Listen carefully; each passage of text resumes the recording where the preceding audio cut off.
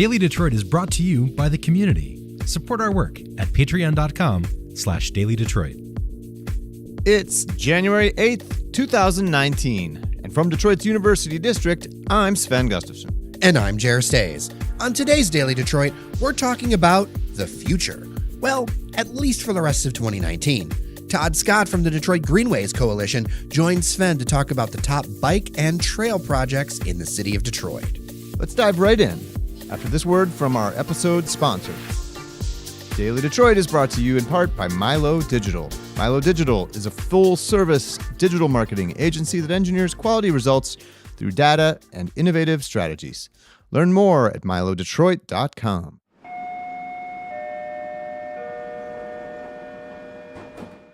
Todd Scott is executive director of the Detroit Greenways Coalition. He's got a new blog post outlining the top bike and trail projects for 2019. He joins us on the phone. Todd, how's it going, man? Thank you. Doing great. All right. So a lot of projects coming down the pike here in 2019. Seems pretty exciting. It's really exciting. It's, when you think back of where we were 10 years ago, fighting to get a little bit of paint put on the ground, we've made so much progress. Super exciting to see. I mean, it's not like everything's perfect yet, but we're on the right trajectory. That's awesome. So, like I said, a lot of projects, more than we, could go through here. But let's go through just a few of the highlights. You start by mentioning the Atwater Beach project, which we've covered here on this show. It's under construction right now and should open in September. Not too far away from that is the Uniroyal site, which that caught my eye. That's been in that project, which is right near the Belle Isle Bridge, has been in limbo for, at least a decade, I think. Tell us what's happening over there. Yeah, well, I mean, the main problem is that the land is polluted. Right. And so there's been various cleanups going on. The latest that I've heard, too, is that the cleanup's still not completed, but the portion along the river was never as polluted as the other portions of the land. So that will allow them to begin work on the trail. Well, they have to do some work on the seawall. That's one reason why these Riverwalk projects are so expensive, is they have to deal with the seawall and getting that up to snuff first before they can get in and start thinking about putting in trails. So it's a trail project. They're aiming to continue the Riverwalk through there, essentially? That's correct. It'll be along the riverfront, and it'll connect all the way over. And the Uniroyal site actually ends before you get to the bridge, and then there's city-owned property there. And so they'll make use of that so you can get onto the bridge. You'll also be able to go underneath the bridge and connect with Gabriel Richard Park. Okay. And you write that there's this year, which is good news. We'll look forward to that.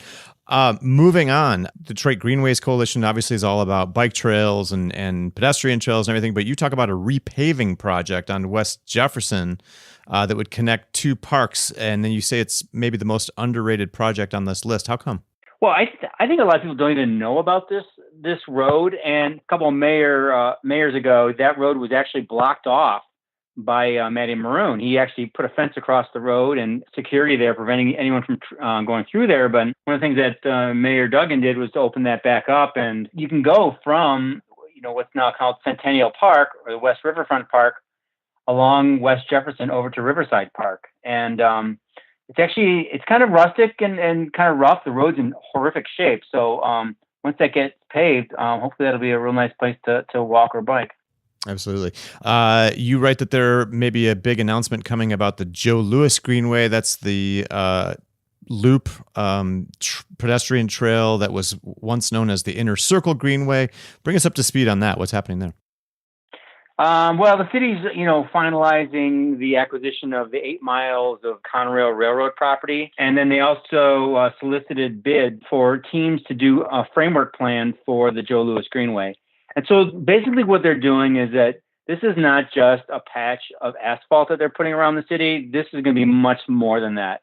They're going to be considering this a park and looking at adjacent land uses and how do they connect the neighborhoods into this. Possibly even looking at how do they tie affordable housing policy to this so people don't get displaced. So it's a much bigger vision that they have for this greenway now, much more in line with like what Atlanta's doing with their Beltline Greenway. So super exciting. But they expect to announce the winning team soon. And then once that happens and the contract gets awarded, they'll start having public meetings and getting engaged with the community and probably spending a whole year on that and coming up with how the trail should be routed. I mean, there's questions about how it should actually be routed in some spots.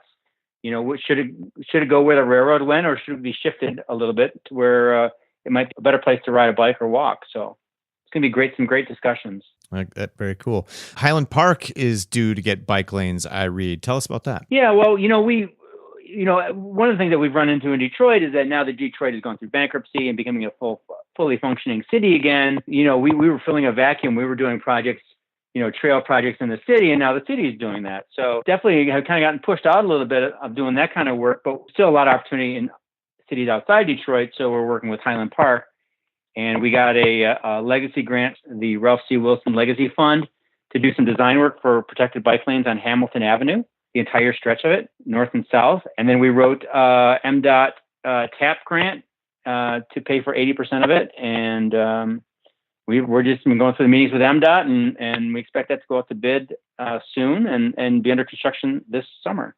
Excellent. Very cool. And then finally, another thing that caught my eye, it sounds like MDOT, the state of Michigan's Department of Transportation, is looking at putting in bike lanes and doing some other sort of enhancements to Grand River Avenue up in Northwest Detroit. Yes. Yeah, that's a very interesting project. I mean, it will totally redo Grand River between Southfield and Berg Road. And Berg Road is just past Lasser, and it's also close to where the Rogel Golf Course is being converted into a park with trails as well.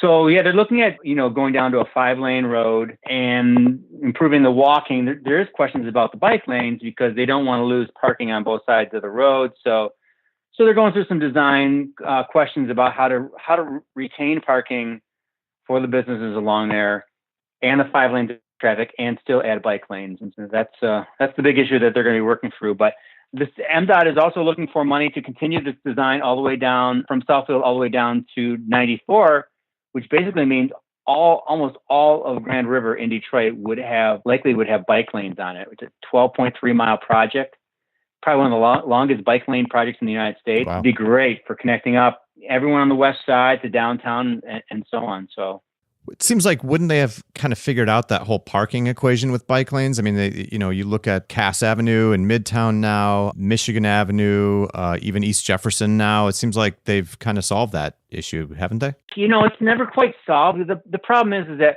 one part of half of Grand River is a little bit wider, and there's no issues there at all. So you can put bike lanes on both sides, protected bike lanes on both sides, have your parking and your 5 lanes. But then it narrows down a little bit. And that's where the problem comes in. And so the city is looking at possibly shifting both bike lanes over to one side of the road, which is kind of a unique design, but that does save enough space so that you can retain parking on both sides of Grand River. One interesting thing too, I mean, there was pushback on bike lanes. I think it was more because people were asking, why do we keep talking about bike lanes, where a lot of the folks in that area were more into walking or whatnot or driving. But with MDOT roads, MDOT does not like to permit outdoor seating at cafes unless there is something like protected bike lanes on their road. Gives that added margin of distance between the traveling cars and the people sitting outdoors at a restaurant. So that just becomes another interesting new reason to add bike lanes that has nothing to do with biking at all. So interesting, just kind of like as an economic development thing. Yeah, if you want to have outdoor seating on a state trunk line, you have to have protected bike lanes. All right. Well, Todd Scott and the Detroit Greenways Coalition's blog post is headlined Top Bike Trail Projects for 2019. We'll put a link to it in the show notes. Todd, thanks so much for talking with us again. Great. Thank you so much.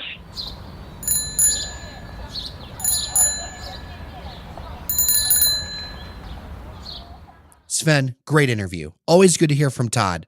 So let's talk about this for a second, because I feel, and I've lived in the city most of my adult life, there's a real shift here coming. There's a shift happening. Well, absolutely. I mean, it's the Motor City for a reason, but this really shows, especially where Todd was talking about the Joe Louis Greenway and how the city's talking about, trying to fuse it with affordable housing development and so forth. There's been a real shift under the Duggan administration toward, urban planning. I mean, really getting back to fundamental Jane Jacobs type principles of urban design, which is, I mean, for city planning nerds like you and I mean, I think it's really exciting. So let's reset for just a second. Who is Jane Jacobs and why does she matter? So she was sort of considered like the mother of urbanism. She wrote a book called The Death and Life of Great American Cities. I actually just got done reading it a few months ago. It came out in the early 60s at a time when freeway development and the automobile were sort of running rampant across U.S. cities, including Detroit, notably. And also her native New York City, where she was living at the time. And she, her book was famous because it kind of upended a lot of the prevailing wisdom of urbanists of the time and urban design, which was to kind of build these, garden cities, as she called them, which were essentially towers surrounded by big, broad, grassy spaces and broad avenues where you could kind of drive in quickly and get out of. She argued for the opposite, that cities are most successful when they're dense, when they have multiple uses. There's lots of diversity of uses and visual variation as well. Well, and over time, it's kind of been proven that I think she's been on the right side of history with that. One of the things in the city of Detroit that I think is interesting is you're seeing those Jane Jacobs principles being applied into the neighborhoods. There's tons of coverage of downtown, but I'm really glad a story that our colleague Cheyenne Noserini did on North End and the rehab of a block. And now it's just one block, but it creates a density where you can stop and go to a variety of different places, and it creates fabric that then, kind of weaves with the rest of the city, the rest of the housing around it. And it's really interesting. We'll have a link in the show notes because it's all local businesses. It's people of color. It's people who really, it's an opportunity to have pride in something in your immediate space, which is absolutely awesome. It also ties to something that I remember back at the City Lab conference that we covered when we were over at the Rensen, when we talked to Mayor Mike Duggan and his little crack at the suburbanites wanting to speed through the city, especially in those roads with bike lanes. Think about Jefferson and Grosse Pointe, think about some others. And he made the point that those bike lanes are creating enough space to allow people to walk. I mean, there were always sidewalks, but we both know, we've both been on the east side. We've both actually lived on the east side, and various parts of the city. Jefferson was a freeway. Yeah, absolutely. For all intents and purposes. People were going 40, 50 miles an hour down it. That is not safe. That's not the way you should treat a surface street. And there's no way you could walk on it without a bike lane. I've biked to work from the east side to downtown Detroit a couple times. You can't do that safely without a bike lane. And that creates the space for pedestrians to be kind of shielded by cars, to create more street activity in different areas of the city and not just downtown. Yeah. Bike lanes in particular have been a particular point of emphasis for the city under Duggan and his planning guru, Maurice Cox. I'd also point, just a half mile west of here, the Fitzgerald neighborhood, all the efforts undergoing there, not so much with bike lanes, but a lot of public parks and, greenway spaces and things like that, relating to the interview that we just aired. And then the mayor, of course, has been talking about this initiative to create more what he calls 20-minute neighborhoods, where you can essentially on foot or by bike get whatever you need within a 20-minute walk or bike ride of your house. Well, and some critics say that why would the city put money towards bike lanes or parks or all these other things? Bang for the buck. Well, exactly. But especially when there's other challenges the city has to face, I would make the argument, especially looking at other successful cities, that 20-minute neighborhoods, that walkable neighborhoods are part of what creates those safe situations, because you have eyes on the street, like Jane Jacobs would say. I believe that was one of her sayings. Yeah, absolutely. That helps increase the safety. You can't just throw more police at a problem. Yes, there needs to be more police, but you also have to have more eyes on the street. You can't just rely on security alone to turn a neighborhood or any community around. Detroit, after all, used to have neighborhood downtowns. My family used to hang out at like the Easttown Theater over there on Harper and Van Dyke. Mm-hmm. Over there now, there is the Food Exchange, by the way, a random shout out I just have to for the Big Baby Sandwich. That thing is ridiculous.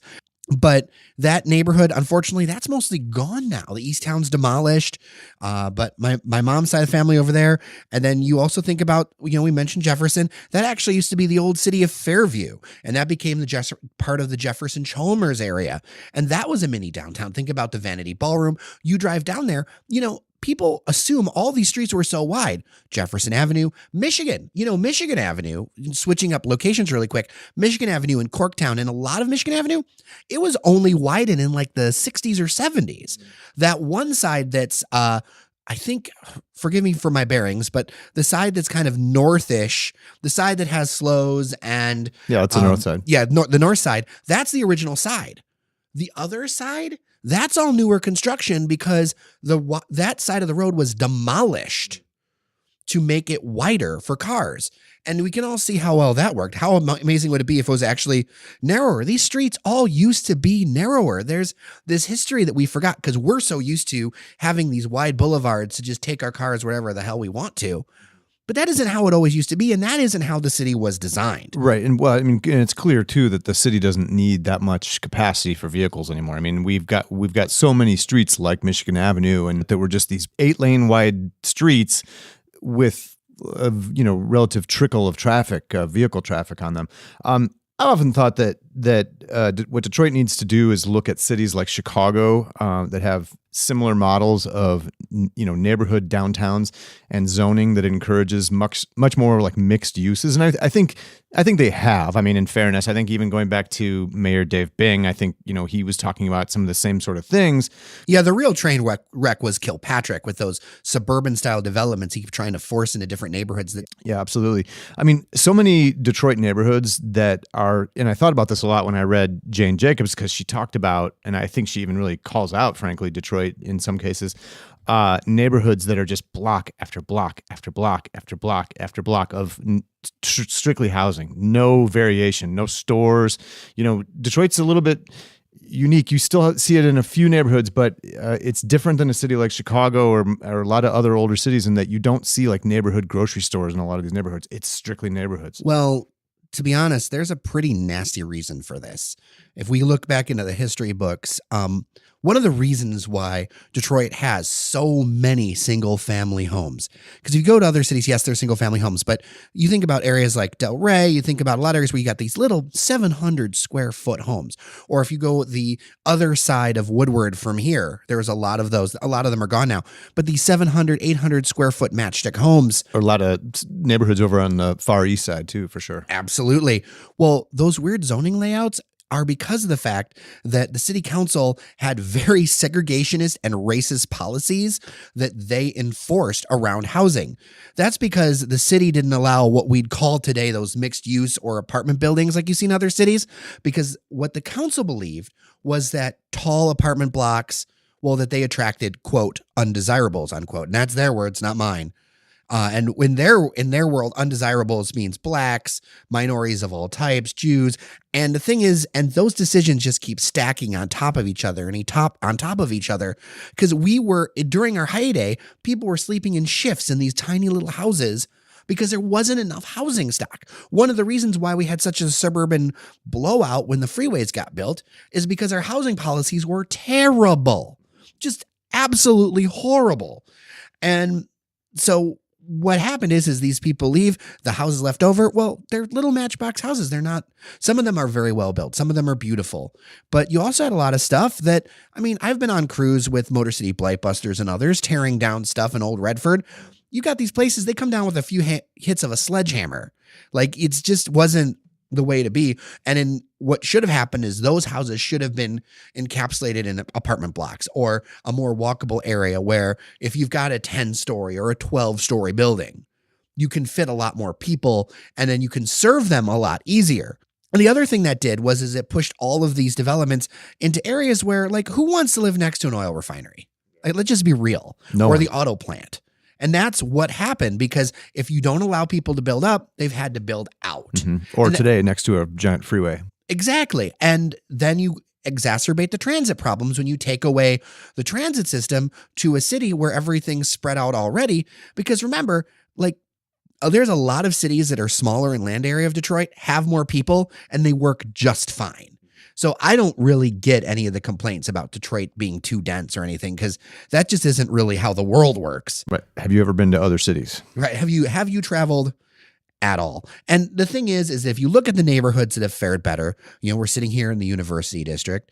You look at Bagley that's starting to do some cool stuff. You look at the West Village. You look at, Grandmont Rosedale. You think about Corktown.